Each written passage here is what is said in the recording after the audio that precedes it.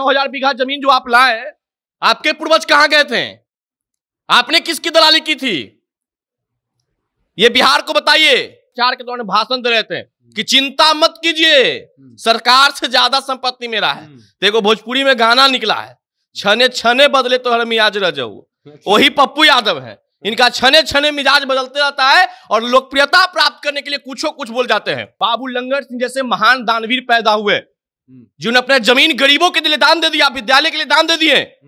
इसी बिहार में डॉक्टर श्री कृष्ण सिंह जैसे लोग जमींदार घर में पैदा हुए, जिन्होंने जमींदारी प्रथा का विरोध किया। सर गणेश जैसे लोग पैदा हुए, पूर्वजों के अंग्रेजों के दलाली करवाया, पूर्वजों को अंग्रेजों के पास पहुंचाया। मैं आपसे पूछना था तो 9,000 बीघा जमीन आपने कहां से लाया? अच्छा, आप कहां से लाए? ये गरीब के नाम पे राजनीति करने वाले पप्पू यादव जी 9,000 बीघा में बताइए कितने जमीन आपने गरीबों को दान दिया?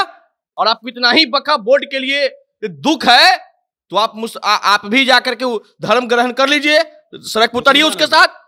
ये हमेशा ही इनका रीति रहा, हमेशा इस प्रकार की बात बोलते रहते हैं। अरे देश संविधान और कानून से चलता है। इनके पुराना करनामा इनको सदन जाने से रोक रहा था, तो अब उससे हटने के लिए क्या बेचारे लोगों को सहानुभूति बटोरना शुरू कर दिए। अब फिर वही काम, लग्जरियस कार से चलते हैं और गरीब की बात करते हैं, रेंज रोवर से चलते हैं गरीब की बात करते हैं। सोच लीजिए कितना बड़ा ये गरीब के मसीहा हैं जी। पप्पू यादव वक्फ बिल का विरोध कर रहे थे और विरोध के दौरान ही वो कहते हैं कि जो भी जमींदार हैं, राजा हैं, वो उन्होंने अंग्रेजों को दलाली करके इतना जमीन हासिल किया है, वो अपने बाप के पास से जमीन थोड़े लेके आए हैं। और इसी मुद्दे पे बातचीत करने के लिए हमारे साथ हैं युवा नेता पुरुषोत्तम जी। स्वागत है सर आपका। धन्यवाद।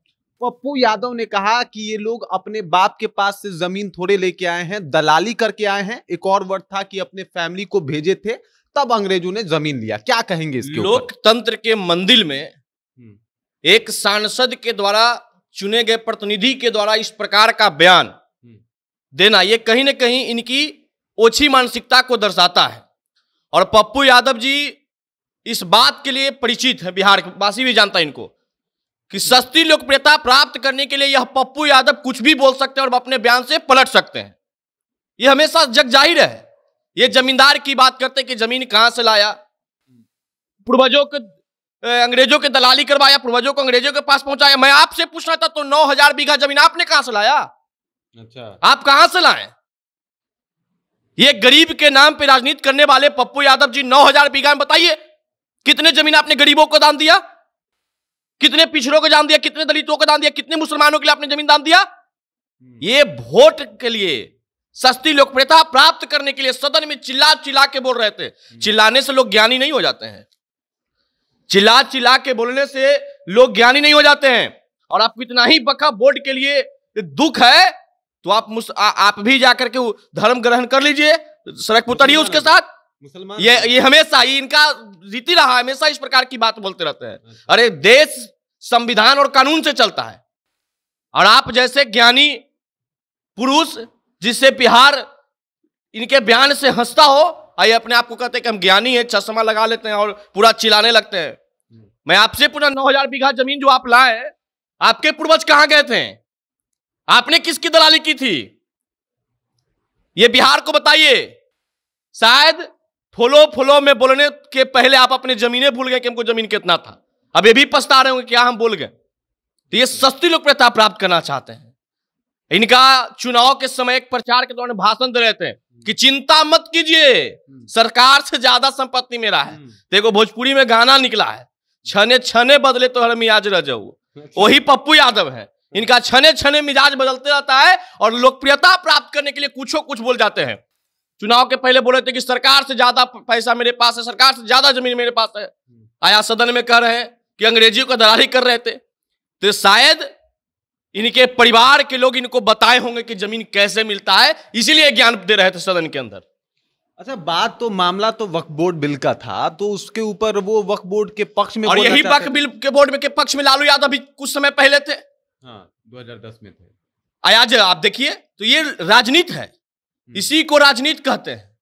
राजनीति करने के लिए लोग कब अपने बयान से पलट जाएंगे ये किसी को नहीं पता। और पप्पू यादव तो इसके लिए माहिर है, नंबर 1 पे अभी चल रहे हैं कि बयान आज सुबह दिए हैं कुछ, कल शाम के दे देंगे कुछ, परसों छाती पीटने लगे, हाय हाय करना शुरू कर देंगे। तो ये पप्पू यादव का शरीर जो फैला है, लगता है कि दिमाग में इनका फैलते जा रहा है। अच्छा। पहले आप अपने सेहत पर ध्यान दीजिए और कुछ बोलने से पहले कुछ सीख लीजिए। अच्छा। इसी राज्य में बाबू लंगर सिंह जैसे महान दानवीर पैदा हुए, जिन्होंने अपने जमीन गरीबों के लिए दान दे दिया, विद्यालय के लिए दान दे दिए। इसी बिहार में डॉक्टर श्री कृष्ण सिंह जैसे लोग जमींदार घर में पैदा हुए, जिन्होंने जमींदारी प्रथा का विरोध किया। सर गणेश दत्त जैसे लोग पैदा हुए। और आप डाटा का ज्ञान रखिए कि जमींदारों ने जमीन किसको दिया। और श्री बाबू लंगर सिंह जैसे लोग, या जाइए गांव के छोटे छोटे कस्बों में जो भी जमींदार थे, और उस गांव में दलित, महादलित, ओबीसी को बसाया गया, तो जमीन दान उन लोगों ने दिया, तब जाके बसे। आज जहां भी सरकारी अस्पताल बना है, विद्यालय बना है, किसने जमीन दान दिया है? जमींदार भूमियार समाज से थे, राजपूत समाज से थे, ब्राह्मण समाज से थे, उन्होंने लोग ने जमीन दान दिया और लोगों को बसाया, गरीबों को बसाया। ये तो 9,000 बीघा जमीन कब्जा करके गरीबों को शोषण कर रहे थे। और ये सहानुभूति बटोर रहे थे चुनाव बाढ़ के समय कि जमीन बेच के गरीबों को सेवा कर रहे हैं। अरे आप लोकप्रियता प्राप्त करने के लिए जमीन बेच रहे थे साहब। वही जमीन आप गरीब को दे दिए होते, वही जमीन आप भूमिहीन को दे दिए होते तो माना जाता।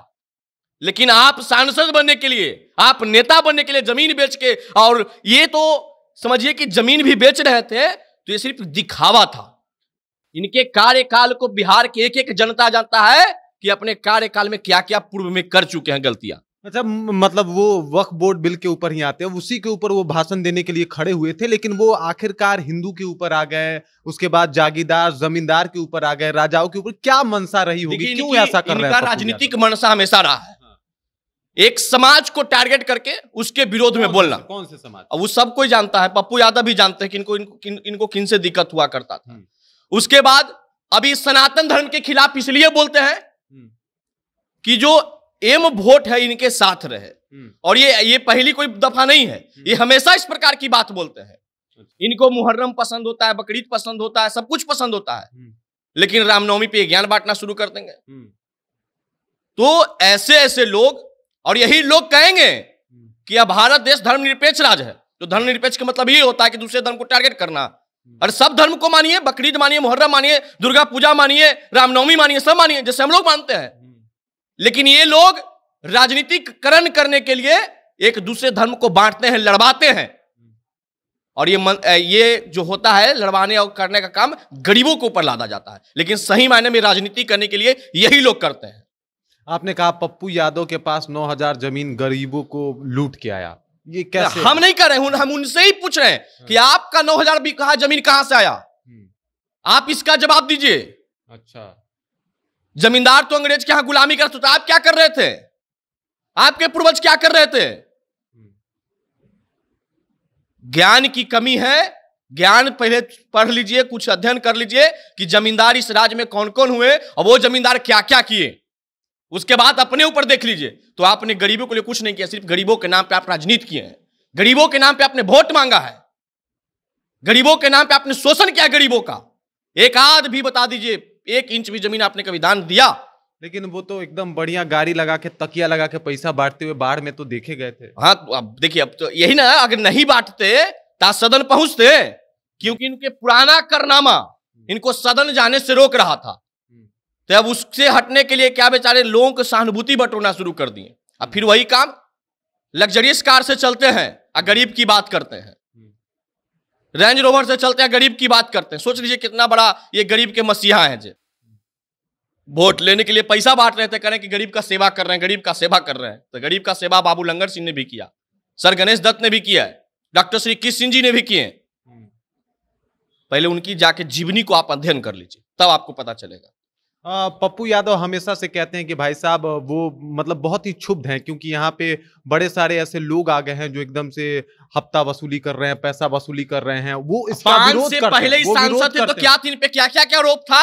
अभी हाल ही सांसद बने हैं तो पूर्णिया में एक फर्नीचर वाला से इनको रंगदारी मांगने का भी केस चला था। अब वो कितना सच्चाई है कितना झूठ है वो नहीं जानते हैं, लेकिन इन पे हमेशा आरोप लगा है, उगाही करने का, वसूली करने का इन पे हमेशा आरोप लगा है। अच्छा, अब सच कितना ही हम नहीं जानते हैं, क्योंकि हम न्यायालय थोड़े, हम कोर्ट थोड़े कि हम इनके पूरे घटना को हम फैसला दिए हैं, लेकिन इन पे आरोप लगा है। अच्छा। 5 से पहले वाला राज में लालू यादव की दीन को खराब करने में पप्पू यादव की भी योगदान रहा था। ये अच्छा। लोग कहते हैं, ये लोग कहते हैं। अच्छा, तो भाई साहब पप्पू यादव संसद भवन में अपना बयान देते हैं और उसके बाद बिहार की सियासत गर्मा जाती है। और आप पुरुषोत्तम जी से सुन लिए, सवाल भी पूछ रहे हैं पुरुषोत्तम जी कि आपके पास 9000 बिगहा जमीन फिर कहां से आया, अगर बाकी लोगों के ऊपर आप ये लांछन या आरोप लगा रहे हैं कि उन्होंने अंग्रेजों की दलाली की, तो पुरुषोत्तम जी का कहना है कि आपने क्या किया। बाकी इसको लेके आपकी क्या राय है, आप कमेंट के माध्यम से अपना विचार हम तक जरूर पहुंचा सकते हैं। आप देख रहे हैं जनता जंक्शन और मेरा नाम रजत है।